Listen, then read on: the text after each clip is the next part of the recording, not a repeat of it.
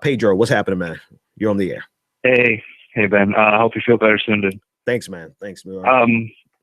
I wanted to emphasize a point that I don't think got enough emphasis of what Bernie Sanders said.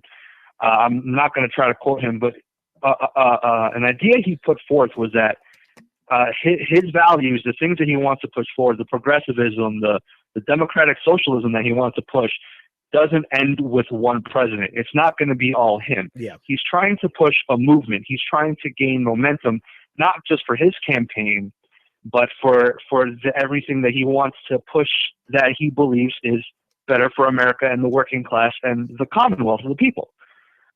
The way I see it, Hillary, while of course, you can't really question her on her progressivism, because she's going to right away compare herself as a foil to the Republican Party. Mm-hmm. But the way that she's trying to say, oh, we already have Dodd-Frank, we already have Obamacare. Right.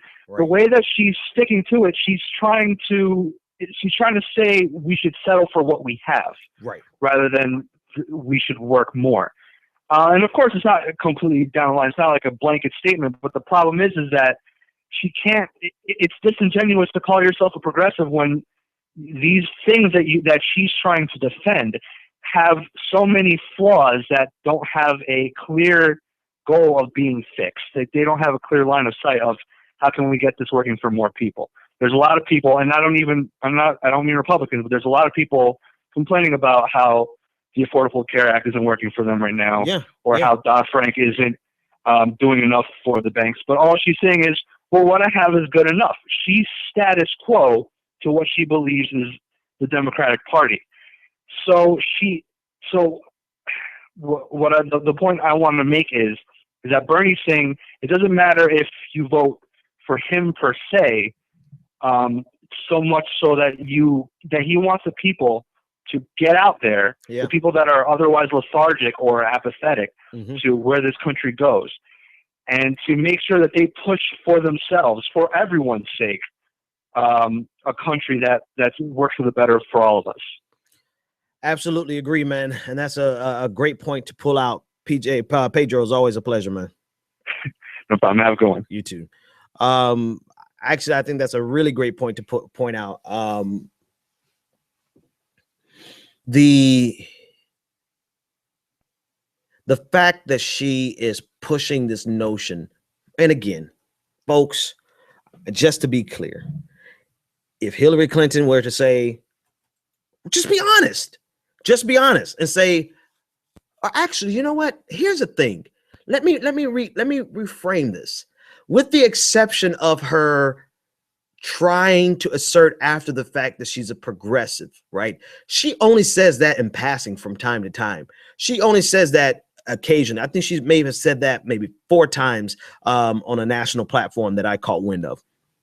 Other than that, Hillary Clinton is making it explicitly clear that she is a moderate, that she wants to conserve what we already have done, and she quite frankly thinks that it's sufficient. We just need to tweak around the edges. It's her supporters that are running around trying to tell us that this is the definition of progressivism. So I'm going to take this back. It's not Hillary Clinton, because Hillary Clinton has been express in telling us who she is. She has not minced words. She is trying to convince us that this is what the best way, who she is. I'm going to keep what we have, and I'm going to tweak around the edges.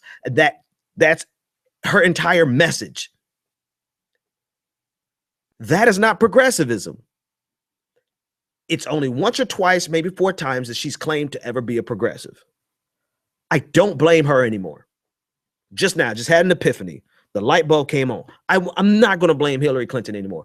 You know who I blame? I blame those people who all they care about is having someone with a D by their name in the White House, regardless of whether or not that person with the D implements policies that are about the same or in parity with conservatism. I blame them. I blame those people who are afraid of trying to do more in America. And not Republicans. I don't blame Republicans one bit anymore. Not on this conversation. I blame Democrats who are afraid of their own beliefs. Like, if you are afraid of a single payer system, then either you have no, you I don't know what the statistical evidence does not substantiate your fear. The historical evidence doesn't substantiate your fear. The political evidence simply says it's going to be a fight just like every other fight. It's not like fighting for, this is what drives me crazy with Hillary Clinton supporters. Not even Hillary Clinton supporters. You act as though she's going to have an easy go with this intransigent Congress. Like, because she's so willing to triangulate that she's going to get more done. When in actuality, if you realize how much hell they gave President Obama, implementing a right-leaning, moderate conservative policy, the Affordable Care Act.